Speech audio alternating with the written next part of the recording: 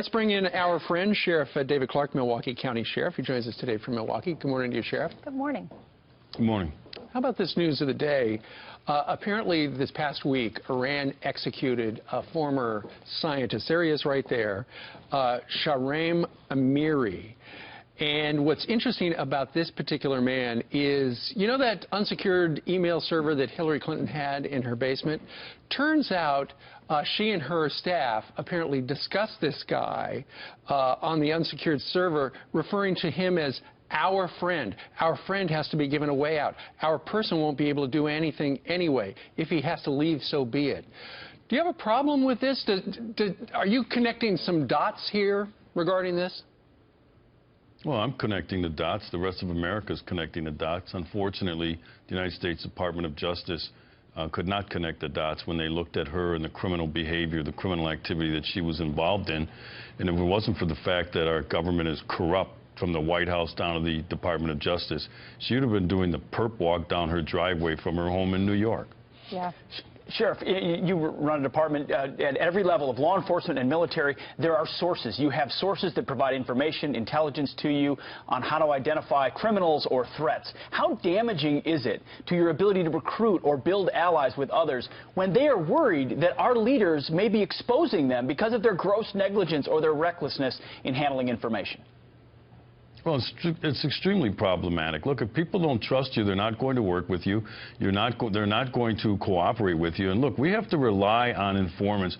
We have to rely on people who, operate in those circles, who have information, especially with national security, but domestic security as well. We can't get it done without informants. But I'll tell you right now, the biggest concern of any informant is they don't want to be outed. But you look at what's going on here now, this wouldn't be the first time. All right, Sheriff, we heard over the weekend that Hillary Clinton was snubbing the biggest police union. She didn't fill out that form to get the endorsement from the largest police union in our country.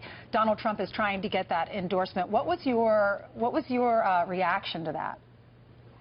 Well, it's a huge miscalculation, a huge political miscalculation on the part of Mrs. Bill Clinton. Look, everyone running for public office at any level knows that you want and you have to have the support of not only law enforcement but other first responders. But she has made it clear from the convention that she is all in with the criminal element. She doesn't care about victims of crime. She's a straight-up cop hater, and so she is, like I said, rolling the dice on not having support of law enforcement. The problem for her is that middle America, mainstream America, does not share her sentiment in having sympathy for criminals. Now, let's do a little math here. There are nearly 900,000 law enforcement officers across the United States. They all have spouses, significant others, kids who are voting age, extended family, parents, friends, neighbors, other relatives who do support law enforcement all across the country. You throw them in, you throw that together, you throw in the firefighters and other first responders, and you do the math and you multiply, you're talking a potential 3, 4, 5 million votes that she's willing to risk just to get in bed with criminals. And we know many criminals don't vote anyway. Sheriff, this is a huge windfall for. Well, she made it clear from the convention that she's sympathetic.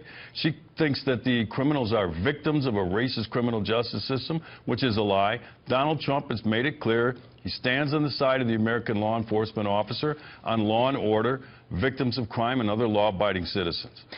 Sheriff, we've got a full screen here of all the cities that have had at least a 50% increase in crime since 2014 and 2015. If the anti-law enforcement policies, or this choosing Black Lives Matter over the police, continues in a Hillary Clinton administration, where are we going to see those numbers go in 2017 or 2018? They're going to continue to increase. Look, the American police officer, right now they're on their heels. They're not engaged in the type of assertive policing that we need to keep crime and violence in check that led to record lows in crime, violent crime all across this country, because they don't feel like they're going to have the support of people like the Attorney General, the President of the United States, and even their local officials. Do you know who's paying the biggest price for this? Not only law-abiding people, but law-abiding black, brown, Hispanic, seniors, those type of people who are disproportionately victimized by violent crime. So actually, with her getting in bed with this Black Lives movement, this dangerous, hateful ideology, she is taking it out on good law-abiding black people that live in the American ghetto. Well, they're the ones who are victimized disproportionately by crime and violence. Yeah, when she snubbed the minors, we saw the minors were voting against her. Now she's snubbing police officers. I'm going to be curious to find out how this affects her when the next Right, and the irony is Bill Clinton actually did get the endorsement. The last Democrat to get it. Yeah. Right. Sheriff, thank you very much for joining us today Sheriff. live from the beautiful city of Milwaukee. Yeah. Thank you, sir. My pleasure. Well, Rudy Giuliani, remember he was on with us at the convention, and I saw him on with you guys over the weekend. He said that she said, I don't want to see any police officers wearing their uniforms on the floor of the convention. Yeah, it's a clear contrast, no doubt.